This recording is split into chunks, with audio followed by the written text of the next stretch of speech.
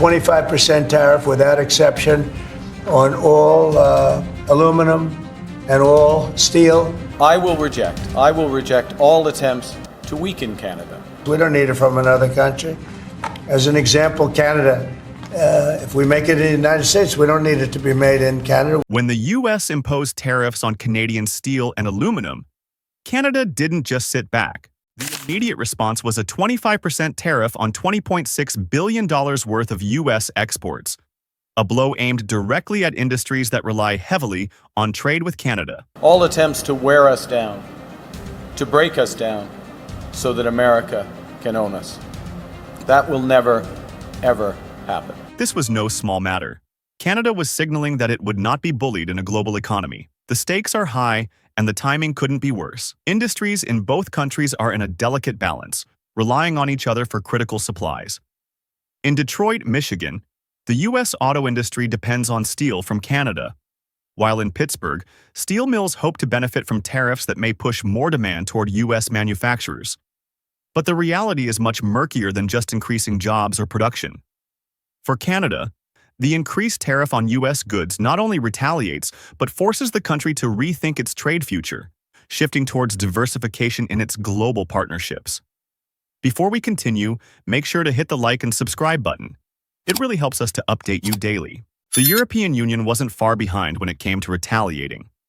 With a $26 billion tariff on U.S. goods, including steel and aluminum, Europe made it clear that it wouldn't stand idle while its industries took a hit. The EU was already feeling the pressure of U.S. tariffs before this move, but now it had to act to protect its own markets. This was a symbolic, as much as a practical, decision. The EU and U.S. have long been trade partners, and their shared economic interests are deeply intertwined. But with the U.S. taking a hardline stance on steel and aluminum, Europe had no choice but to protect its businesses. While tariffs on aluminum and steel are a direct response, they have wide-reaching implications, including affecting everything from agricultural exports to technology and automotive industries. And now, the EU faces the delicate balancing act of maintaining its relations with the U.S. while strengthening ties with other global markets, ensuring it doesn't lose out in the ongoing trade war. India's response to the U.S. tariffs on steel and aluminum is still in the works. The country has considered imposing its own set of retaliatory tariffs on select U.S. goods, and trade discussions between the two nations continue. India's situation is complicated. While the country has a massive steel industry and can easily turn to new markets, there's no denying that U.S. trade relations are vital for certain sectors. India's leadership understands that a swift retaliation could result in massive disruptions across both nations. However, they are also keenly aware that the U.S. tariffs disrupt the global economy, and India cannot afford to ignore the bigger picture. Whether India decides to follow through with tariffs will be crucial. The world is watching, and India's move could spark a series of retaliations that will have long-lasting consequences on the global market. Brazil's steel and aluminum producers found themselves in a tough spot with the U.S. tariffs. Brazil has been a horrible trading partner in terms of tariffs. Already hit with a 50% tariff on steel and aluminum imports from the U.S., Brazil faces additional tariffs on a wide range of other products. The underlying issue isn't just the price of raw materials. It's a reflection of the U.S. attempting to use its trade policies as leverage over Brazil's domestic politics. For Brazil, the stakes are not only economic but political. While the U.S. has been a key trading partner, Brazil's growing trade with Asia and Europe provides a new route. And Brazil isn't shy about using its position to adjust its global economic policies. This complicated dance between protecting its own industries and reacting to U.S. tariffs could shape Brazil's future trade strategy for decades to come. While the steel tariffs are directly hurting its market, Brazil may very well find that the solution lies in expanding its relationships beyond the U.S. While Mexico has remained relatively quiet in the face of these escalating tariffs, it is quietly positioning itself to take advantage of the growing tensions between the U.S. and its other trade partners, particularly Canada. As a close neighbor and key partner in the USMCA, Mexico stands to gain from Canada's reduced access to the U.S. market. For Mexico's steel and aluminum producers, This could be a golden opportunity. If Canada's exports to the U.S. shrink, Mexican companies might be able to fill the void, gaining market share in industries that previously depended on Canadian metals. But will this be a short-term gain or a long-term shift? Mexico could quickly become a new hub for U.S. industries looking to secure their supply chains, especially if they are looking for alternatives to Canadian imports. This shift could give Mexico increased leverage in future negotiations with the U.S. as it strengthens its position in North American manufacturing. However, this opportunity is not without its own risks. If Mexico starts to dominate the U.S. market in these sectors, it could lead to new trade tensions and renegotiations of the USMCA. So, while Mexico might be in a favorable position now, the future of this evolving relationship remains uncertain. China, although not a direct target of the U.S. steel and aluminum tariffs, is keenly watching how the situation develops. As the world's largest producer of steel, China sees this as an opportunity to capitalize on the ripple effects caused by the U.S.-Canada trade war.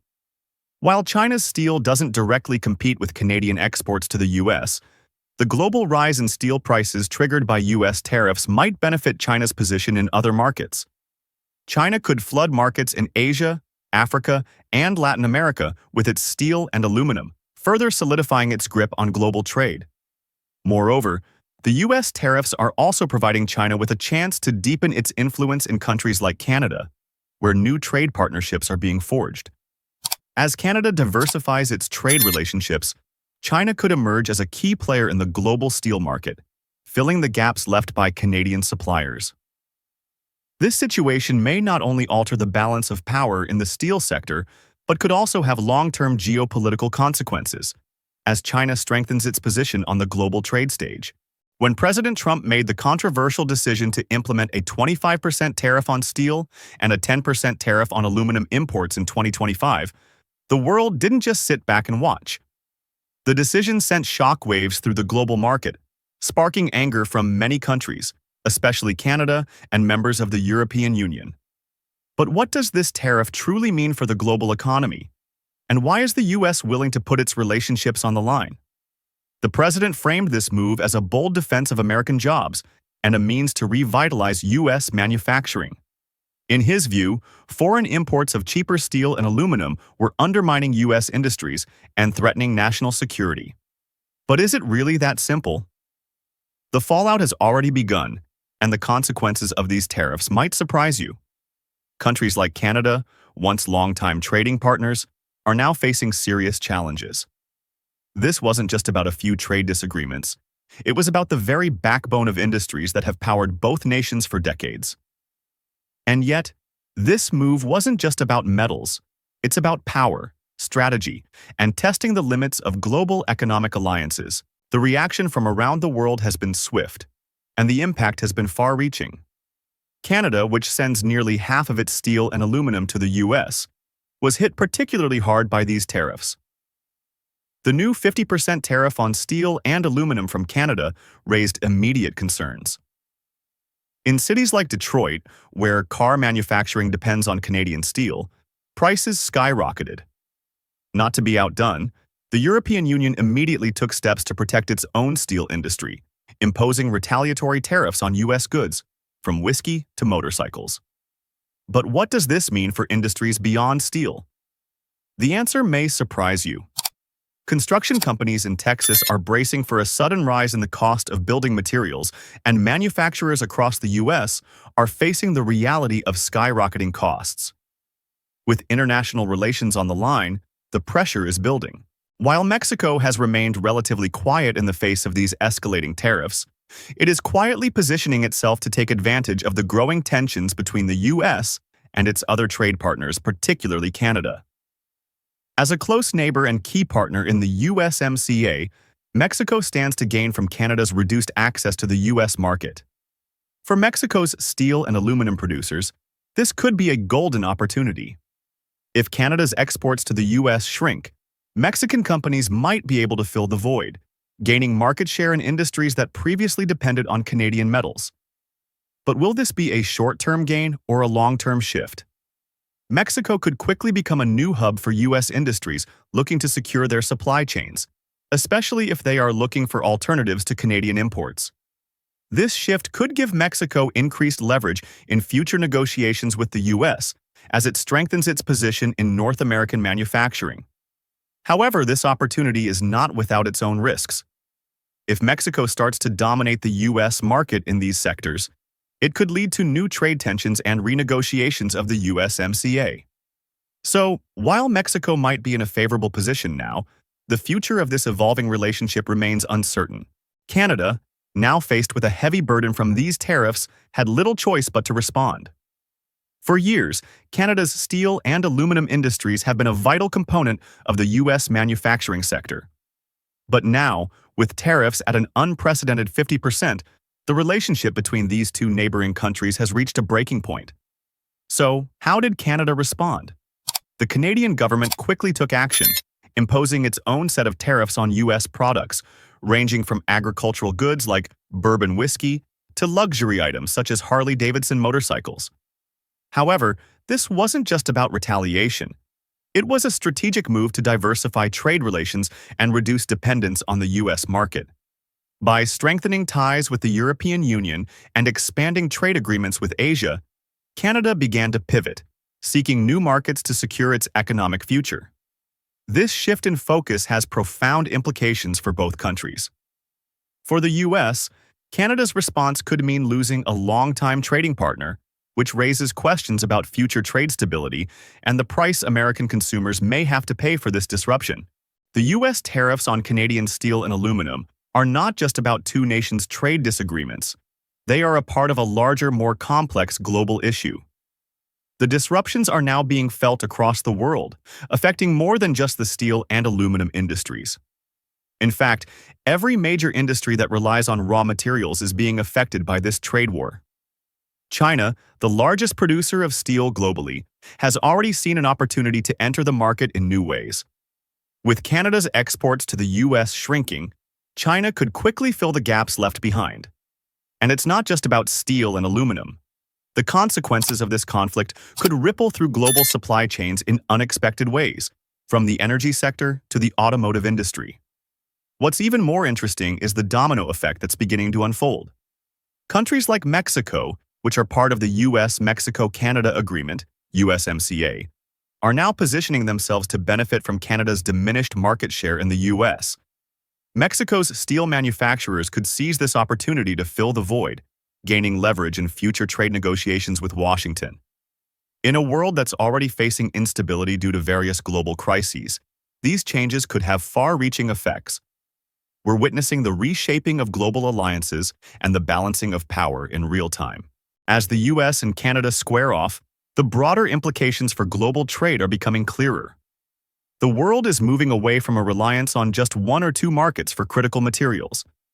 Countries are beginning to forge new trade agreements, searching for alternatives that will provide more security and stability in the future. Europe, for instance, is keeping a close eye on how these shifts could impact its industries. Canadian steel, once a key part of many European manufacturers' supply chains, may now find its way to new buyers, potentially giving European companies an opportunity to source metal at lower prices. But this is a delicate balance. While Europe may gain in the short term, it also faces the risk of being caught in the middle of this ongoing trade conflict between two economic giants, the US and Canada. As countries adjust their strategies, we are witnessing a significant shift in the way global trade relationships are structured. The focus is no longer just on maintaining traditional alliances, but on diversifying economic partnerships in response to shifting geopolitical realities. While President Trump touts the tariffs as a necessary step to protect American industries and jobs, the truth is much more complicated. At first glance, raising tariffs might seem like a win for U.S. steel mills and aluminum producers. But what about the broader impact on the economy? The reality is that the U.S. economy could face serious challenges. The automotive and construction sectors, which are major consumers of steel and aluminum, are already feeling the effects of these price hikes. Car prices are expected to rise as manufacturers scramble to secure affordable raw materials, and construction projects might face delays as costs climb for building materials. In fact, Projects like skyscrapers in New York and bridges in Texas could be forced to pause while companies renegotiate supply contracts. Even within the manufacturing sector, some experts warn that these tariffs may not have the desired effect. Yes, they could drive up domestic production, but they also risk making U.S. companies less competitive in the global market. By imposing tariffs on imported steel and aluminum, the U.S. is essentially increasing the cost of doing business for its own industries. It could push companies to consider moving production to other countries where metals are cheaper, leading to job losses rather than gains. Moreover, U.S. consumers are set to feel the pain.